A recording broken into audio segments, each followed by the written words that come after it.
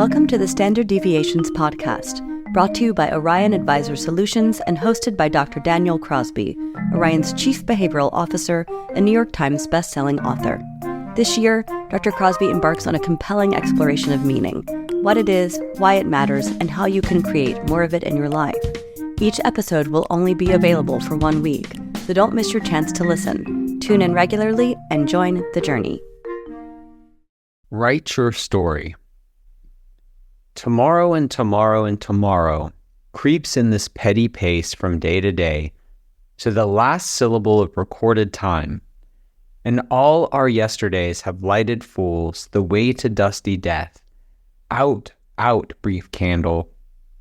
Life's but a walking shadow, a poor player that struts and frets his hour upon the stage, and then is heard no more. It is a tale told by an idiot, full of sound and fury, signifying nothing.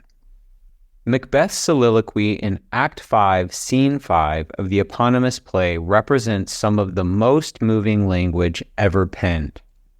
Overwhelmed with grief, disillusioned with life, Macbeth laments the brevity and inanity of it all in the wake of the loss of Lady Macbeth.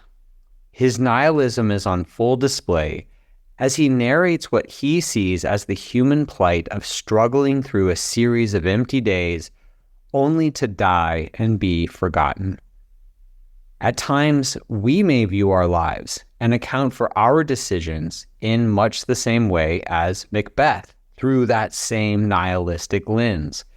We may question the point of it all, wondering if any of the struggle, effort, and heartache has amounted to anything worthwhile. But there is another way. As Alain de Botton says in his The School of Life, as Macbeth's lines hint, this will depend on who is telling it. In the hands of Shakespeare's bracingly termed idiot, the story of a life may well turn into unintelligible and dispiriting gibberish. But with sufficient compassion and insight, we may equally be able to make something different and a great deal more meaningful and redemptive out of the same material. The difference between despair and hope is just a different way of telling stories from the same set of facts. Storytelling is as old as humanity itself. The origins of language have been traced back more than 20 million years, with more formal writing beginning around 3200 BC. Stories are how humankind has passed down tradition, instructed in the unspoken rules of culture, and most importantly, made sense of the fractured world we find ourselves in. Humans aren't fast or strong. We lack the armor, sharp teeth, and speed of some of our animal siblings. Our evolutionary advantage has always been relational. Our evolutionary advantage has always been communal. We work together well, and stories play an important role in that cooperation. As Carl Alviani explains, achieving this kind of persistence and unity requires imagining outcomes that haven't yet come true, and of seeing your neighbor's welfare as tied up with your own. And this is where story comes in.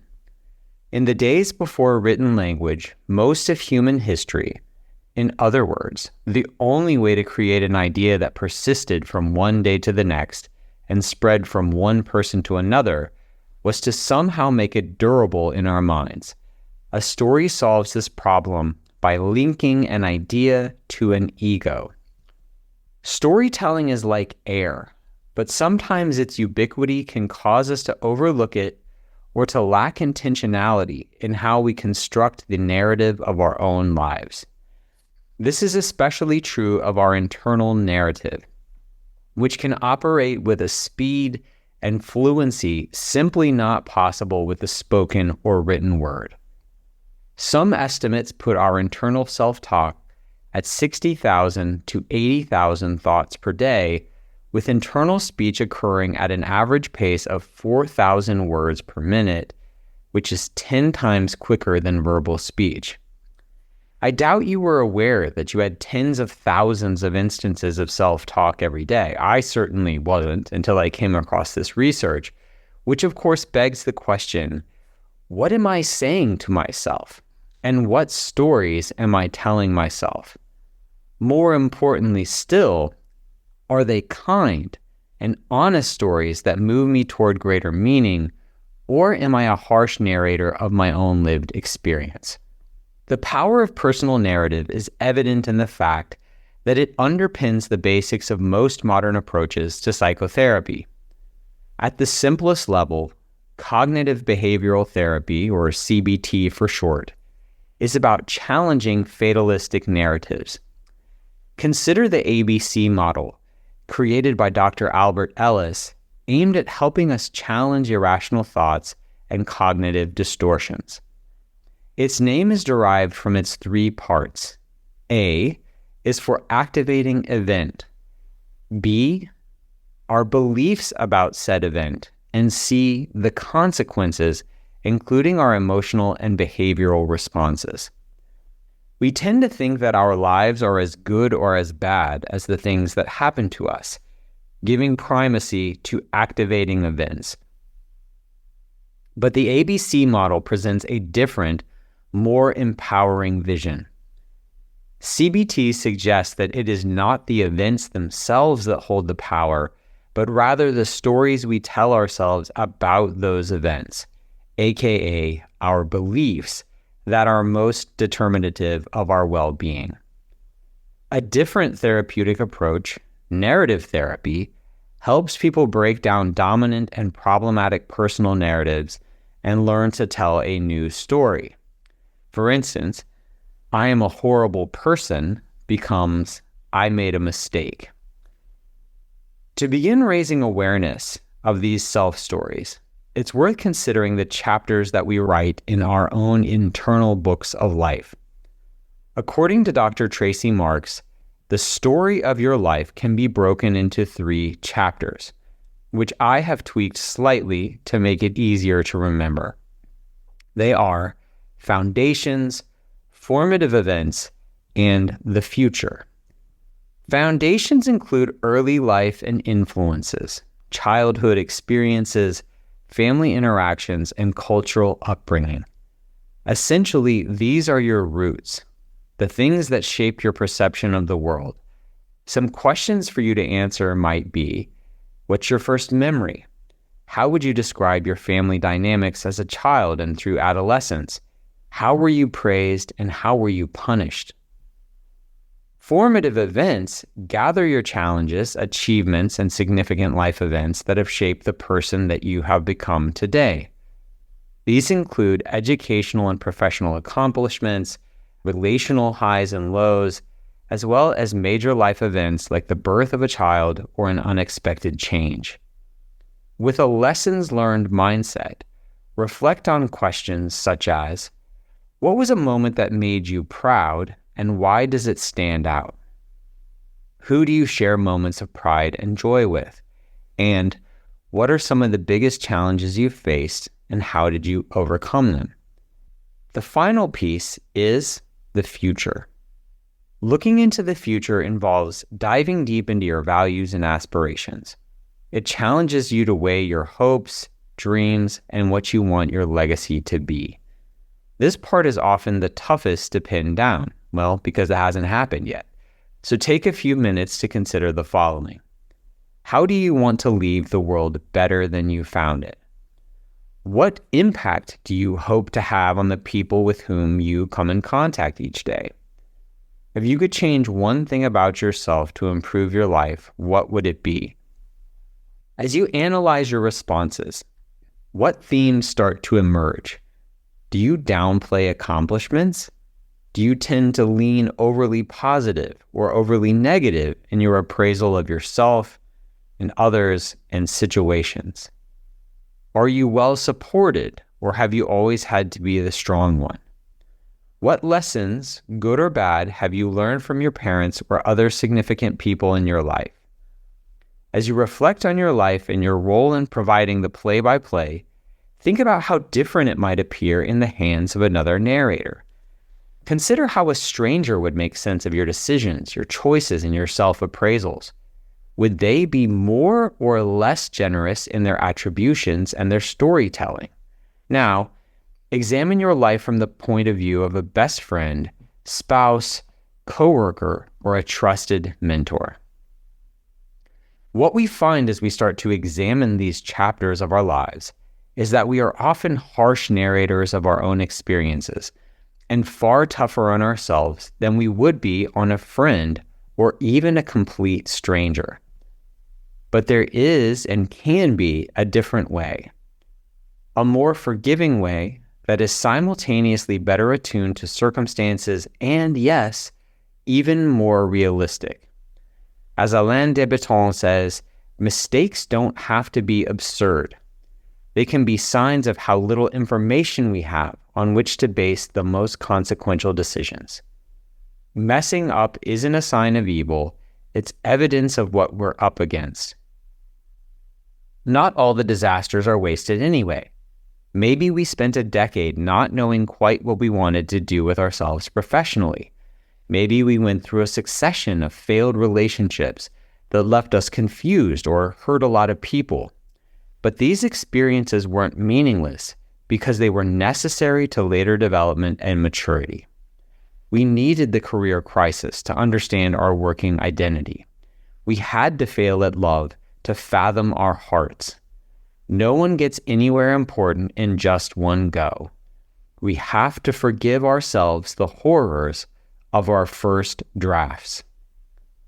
A well-crafted story is more powerful and more valuable than you think. The Significant Objects Project is a literary and anthropological experiment put together by Rob Walker and Joshua Glenn to attempt to quantify the impact of narrative on an object's perceived worth.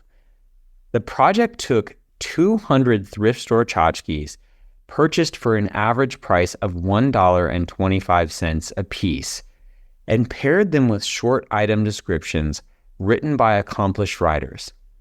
I would be remiss if I didn't take a moment to describe just how bad a few of these items are. There is a porcelain saucer with a cat's face on it, a lopsided ceramic rhinoceros, a strange corn husk doll that looks like a combo of a wizard and a cheerleader, a picture frame in the shape of a flip-flop, and an old meat thermometer. Each of these epically bad knickknacks was then paired with a professionally constructed narrative, some funny, some grandiose, that made it feel more consequential. The final sales price for the 200 items was just under $8,000, a 40 times increase in valuation. As we narrate our lives, which we all do now, as we understand, thousands of times daily, we have a choice between a minimalist and a maximalist approach. We can describe our actions and intentions in the most stripped down and reductionistic manner possible, or we can narrate in a way that is generous, human, and meaningful. If the price of a weird secondhand doll can teach us anything, it's that the approach we choose matters deeply. As marriage and family therapist Lori Gottlieb says, stories are the way we make sense of our lives.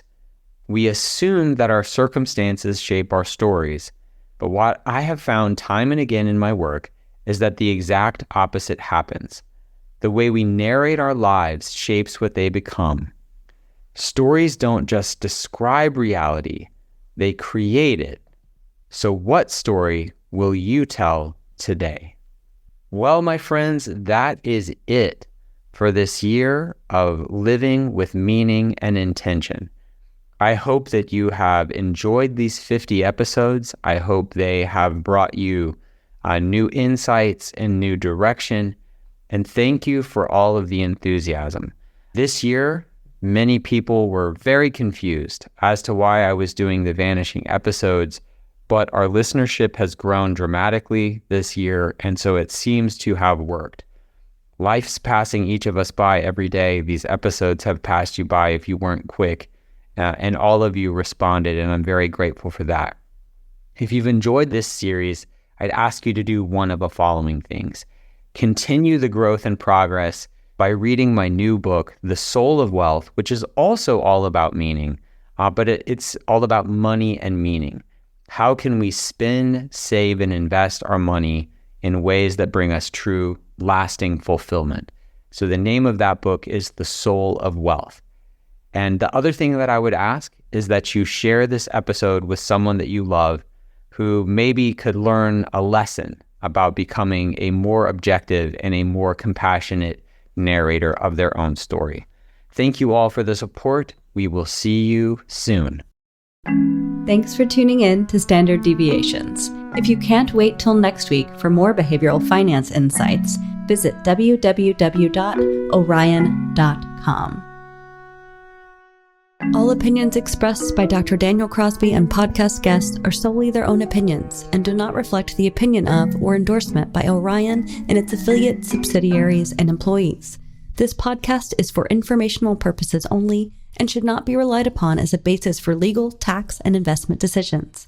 The opinions are based upon information the participants consider reliable.